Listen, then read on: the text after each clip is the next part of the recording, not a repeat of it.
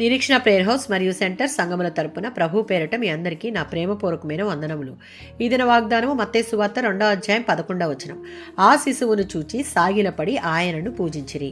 యేసు పుట్టిన పశుల పాకకు భిన్నంగా లూకా 2 ఉన్నట్లు ఇప్పుడు యేసు కుటుంబం ఒక ఇంట్లో నివసించారు. అంటే లూకా వివరించినట్లు గొర్రెల కాపర్లు యేసును దర్శించిన తరువాత జ్ఞానులు యేసును దర్శించారు అని ఇది చూపుతుంది.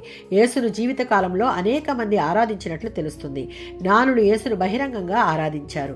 యేసు ఆరాధనలను స్వీకరించడం ద్వారా ఆయనను ఇమ్మానుయేలుగా స్థిరపరిచింది. జ్ఞానులు బంగారము, సాంబ్రాణి, బోళము సమర్పించి అత్యానంద భరితులై ఆ శిశువుగా ఉన్న యేసు ప్రభువుకు సాగిలపడి ఆయనను పూజించిరి. మత్తయి సువార్త 2:2.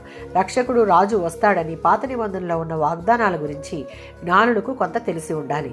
జ్ఞానులు యూదుల రాజుగా పుట్టినవాడెక్కడ, ఆయనను పూజింపవచ్చితమని హేరోదుతో చెప్పగా హేరోదులో కలవరం మొదలైంది. జ్ఞానులు కేవలం ఆ శిశువును చూచుటకు కాక వంగి నమస్కారం చేసి ఆయనను ఆరాధించుటకు వచ్చారు. మత్తయి సువార్త 4:10. యేసు 40 దినాలు రాత్రింబవళ్ళు ఉపవాసం ఉన్నప్పుడు సాతాను అనేకమైన ప్రశ్నలు వేసి యేసును విసిగించుటకు గల కారణం మనుషులు తనను ఆరాధించాలని వాడి కోరిక.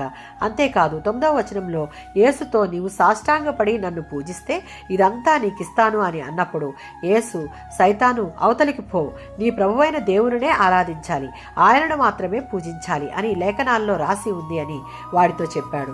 సమస్తమును సృష్టించిన ఏకైక దేవుడు ఒక్కడే, ఆరాధించుటకు పూజించుటకు అర్హుడు అని సమాధానమిచ్చాడు.